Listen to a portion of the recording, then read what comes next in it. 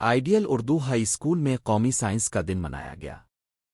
हिंदुस्तान के पहले नोबल इनाम याफ्ता साइंसदान C.V. रमन की रमन असर पर मुनफरिद तहकीक की याद ताज़ा करते हुए हिंदुस्तान भर में 28 फरवरी को कौमी साइंस दिन के तौर पर मनाया जाता है।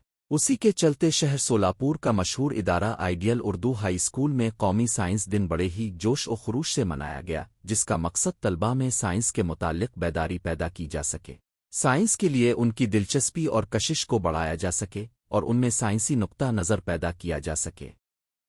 इस मौके पर बहुत से तलबा ने स्कूल में साइंस पर मबनी प्रोजेक्ट्स तैयार किए और अपने प्रोजेक्ट की मालूमात हाज़रीन को बयान किए।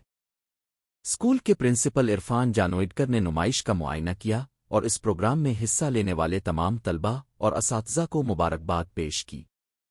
प्रोग्राम का इनेकाद स्कूल के science teachers Rizwan Karajgi sir और कौसर सोमानी मैडम ने किया।